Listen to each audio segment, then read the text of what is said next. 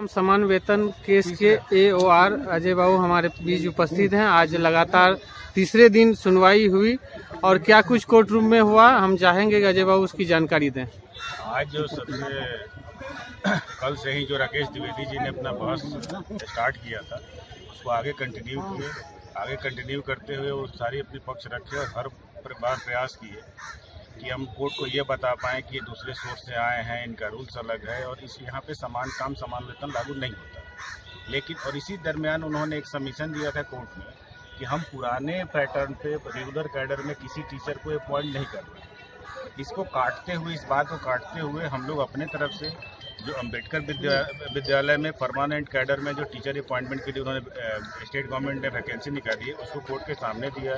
तो कोर्ट ने कहा कि ये क्या है, आप सबमिशन दे रहे हैं उसके उल्टा है। एक तरफ आप कोर्ट में ये कह रहे हैं कि हम परमानेंट कैडर में कोई नियुक्ति नहीं कर रहे हैं और दूसरी तरफ ये वैकेंसी आप निकाल रहे हैं। फिर फाइनली जब इस पर कोई जवाब नहीं था सरकार के वकीलों के पास तो उन्होंने कहा आप एग्जामिन करके इसके लिए आप बताइए मुझे। इसके बाद उनके बहस समाप्त होने के बाद सरकार की तरफ से तीसरे वरिष्ठ अधिवक्ता जो है श्याम दीवान साहब आए, उन्होंने अपनी बात रखना स्टार्ट किया। तो पहले उन्होंने काफ़ी मतलब एक अलग माहौल में कोर्ट को ले जाने का प्रयास किए और उन्होंने इतने बड़े लेवल की बात कही कि ये इतना बड़ा इशू है कि इसको हम संवैधानिक पीठ को रेफर करते हैं और इस पे जो फाइनल डिसीजन आए वो संवैधानिक पीठ से आए।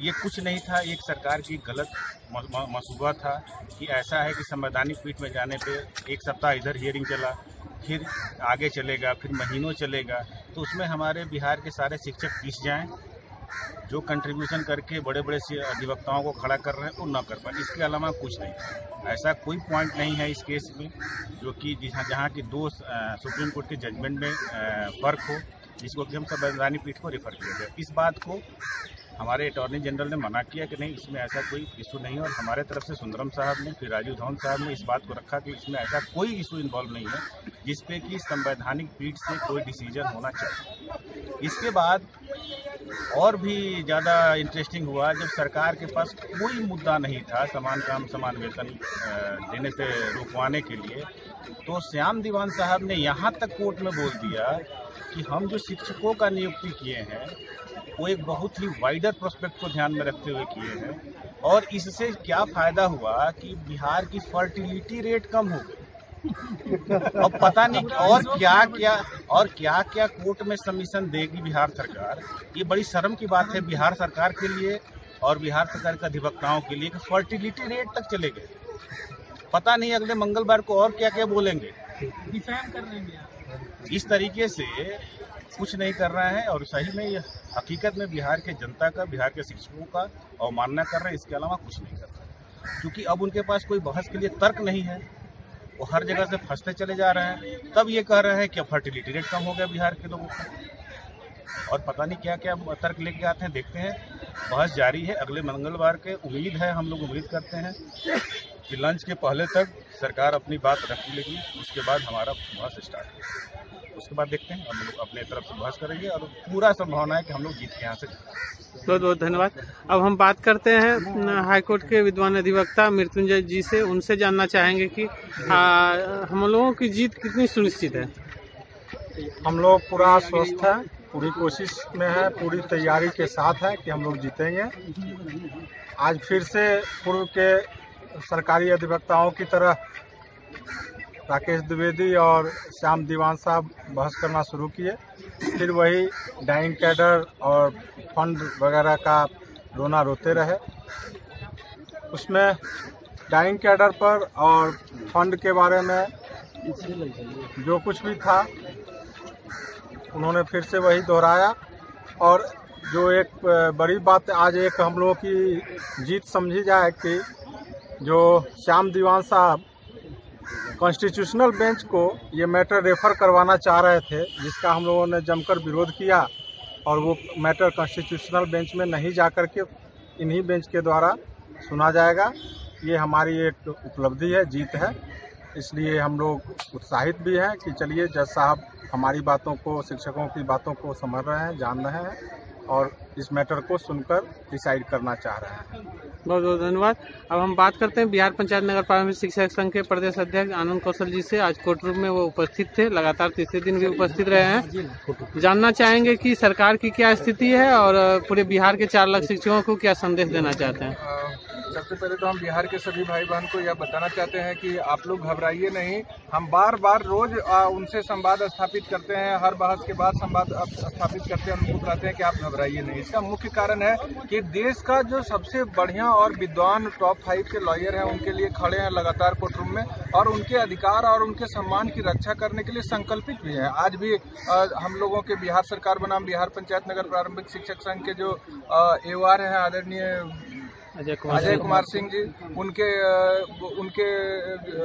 उनके साथ में जो हमारे केस में आज कोर्ट रूम में उपस्थित रहे देश के टॉप 5 के नामचीन अधिवक्ता सी अरिमा सुंदरम, आज लगातार तीसरी दिन सभी बहुत बिहार के शिक्षक चाहते थे कि कोर्ट रूम में एकता हो, उसी एकता का परिचय उन्होंने दिया है। सभी लोगों के साथ आपसी सामंजस्य से सभी हमारे टॉप 10 के और जितने लॉयर थे, सभी लोगों के सहमति से सब लोगों का आपस में कोर्ट रूम के अंदर एक जबरदस्त एकता कायम हो चुका। कहीं किसी को चिंता करने का बात नहीं है, हम लोग कहीं अभी संघ संगठन के खेल में नहीं और सभी लोगों के सहमति से कोर्ट रूम में सीए सुंदरम साहब हर वह गलत बात का मुंहतोड़ जवाब दे रहे हैं सरकार का। आज भी पानी पानी हुआ है सरकार की तरफ से बोलने वाले आदरणीय राकेश द्विवेदी साहब या फिर उनके तरफ से जो अभी श्याम दीवान साहब बोले, इनका क्या किस तरह का विद्वता का परिचय दे रहे हैं आदरणीय सीए सुंदरम साहब, इसका बखान मैं शब्दों में नहीं कर पाऊंगा, ना ही उनका कभी आभार उनका एहसान। ये जो जबरदस्त ईमानदारी से हमारे लिए बिहार के सभी शिक्षक भाई बहन के मान सम्मान की रक्षा के लिए काम कर रहे हैं, इसका कभी हम लोग उनका ये नहीं। पैसा के मामले में भी सहयोग कर रहे हैं, हम लोग जब सरेंडर कर रहे हैं कितना नहीं दे पाएंगे उसमें कम कर पाएंगे। और भारत सरकार और बिहार सरकार के कुतर्कों का गलत बात जो कोर्ट के सामने कोर्ट को जो मिसलीड कर रहा है उसका किस साफ गोई के साथ, किस विद्वता के साथ, उसका प्रमाण के साथ उसका खंडन कर रहे हैं, जिसका कि ना बिहार सरकार के वकील के पास कोई जवाब है, ना भारत सरकार के वकील के पास कोई जवाब था आज भी तीसरे दिन कोर्ट रूम में, और ना ही अटॉर्नी जनरल के पास उसका कोई जवाब था। इसीलिए ये लोग अकबकाहट में हम लोग तो बार बार कह रहे हैं कि केंद्र सरकार और राज्य सरकार कुछ नहीं, हमको उलझा करके हमको हतोत्साहित करना चाहती है, हमको परेशान करना चाहती है। वही उसका काम जो इतने लंबे समय तक कोर्ट रूम में बहस चल रहा है और उसका आज सामने में सच आ गया सरकार का, जब वहां पे चाल चल दिया गया कि अब इसको संविधान पीठ में ट्रांसफर कर दिया जाए, जहां पर जाके हम बुरा तरीके से फंस जाएं। तो वह संविधान पीठ में जैसे ही ट्रांसफर करने का बात हुआ, एक बार फिर सभी कोर्ट रूम के सीनियर लॉयर के सहमति से आदरणीय सी अरिमा सुंदरम साहब जो देश के टॉप 5 के लॉयर हैं और राजीव धवन साहब, दोनों ने कहा, इसको डिफाइन कर दिया 2 मिनट के अंदर, यह केस का नेचर ऐसा नहीं है, यह केस में ऐसी बात नहीं है जिसको बिना वजह का संविधान पीठ में ट्रांसफर किया जाए। फिर अटॉर्नी जनरल आए, ये बात हुआ कि अटॉर्नी जनरल भी इस पर बोला कि नहीं, हम भी इस पर संविधान पीठ में ट्रांसफर करने का मतलब सरकार बिहार की और भारत की सरकार जो एक बार इस तरह का बात को लाके उलझाना चाहती थी, आज शिक्षकों की एक बड़ी जीत है कि हमको एक बार बुरी तरीके से फंसाने के लिए जो संविधान पीठ में ट्रांसफर करके हमको बर्बाद करने का, उलझाने का, तबाह करने का एक षड्यंत्र आज था, उस पर कोर्ट ने अपना मुहर नहीं लगाया। कोर्ट ने साफ इनकार किया, आदरणीय जज सापरे साहब और ललित साहब ने साफ कहा ऐसा कोई नहीं जरूरत है, सभी लोग ये सुनवाई इसी कोर्ट में पूरी होगी। और आप लोग आज उन्होंने इंस्ट्रक्शन भी एक बार फिर दिया कि अब आप जल्दी से करिए अपना जितना भी बोलना है बोलिए, और उसके बाद हम इधर से जो शिक्षक संघ के तरफ से माननीय अधिवक्ता उनका भी सुनेंगे। तो आज उन्होंने एक तरह से इशारा भी कर दिया, इसलिए फिर भी सरकार है वो लंबा खींचने के लिए आतुर है तो वो लंबा खींच सकती है, लेकिन एक बड़ा चाल जो चलने जा रही थी हमारे इस पीठ से संविधान पीठ में केस ट्रांसफर करके हमको पूरा तरीके से परेशान कर देगी, उसमें आज अनसक्सेस हुआ। इसके लिए कोर्ट रूम में उपस्थित सभी वरीय अधिवक्ता, आखिर सभी लोगों ने अपना एकता बनाया, तभी तो सीए सुंदरम साहब अगर तैयारी पूरी करके वहां बैठे हैं तो उनके माध्यम से कोई गैदरिंग कोर्ट में नहीं, सारे लोग बड़े बड़े लॉयर ने आपस में यूनाइटेड होके सीए सुंदरम साहब को बात रखने के लिए कहा है, तो उसका पॉजिटिव रिजल्ट आ रहा है। ये पूरी तैयारी में है और पूरी तैयारी के साथ अपनी बात को रख के सरकार के हर गलत तर्क का आज पूरे समय कोर्ट रूम में मुंहतोड़ जवाब देने का काम किए हैं। कई दफे पिछले 2 दिन के बहस में भी किए थे। आज आपको बता दें जज साहब का जो सबसे बड़ा रिएक्शन आया है आज के बहस में, उसमें सबसे बड़ा सवाल जो आज सरकार से था, सबसे बड़ा जो सवाल था जज साहब का कि जुडिशरी में जो काम कर रहे हैं उनको सम्मान भी और समान वेतन भी। सिविल सेवा में जो काम कर रहे हैं उनको सम्मान भी और समान वेतन भी, पुलिस सेवा में जो काम कर रहे हैं उसको समान वेतन और समान सम्मान भी। तो यहाँ शिक्षक को क्यों नहीं? ये एक बड़ा क्वेश्चन आज था जिसका कोई जवाब भारत सरकार और बिहार सरकार के लॉयर के पास नहीं था। तो आप लोग के पक्ष में धीरे धीरे वातावरण कोर्ट का बन रहा है। सरकार लंबा ले जाके जो उलझाने का कोशिश कर रही है, उसी उलझन में से आपके लिए रास्ता। जितना बार भी कोई नया सबमिशन भारत सरकार और बिहार सरकार में, तो मैं तो भगवान को धन्यवाद देता हूँ, बिहार के तमाम वैसे भाई बहन को धन्यवाद देते हैं जो हमको आर्थिक मदद करके सीए सुंदरम साहब को अब तक कोर्ट रूम में उपस्थित रखने का ताकत दिया।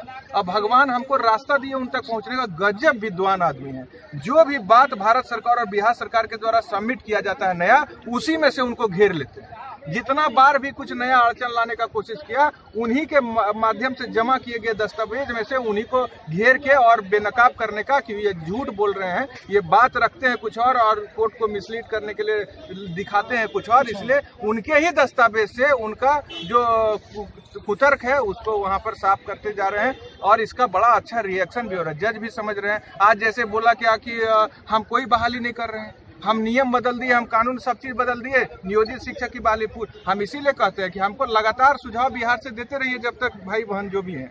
बिहार से लगातार सुझाव मिल रहा था कि अम्बेडकर आवासीय विद्यालय का मैटर उठाइए।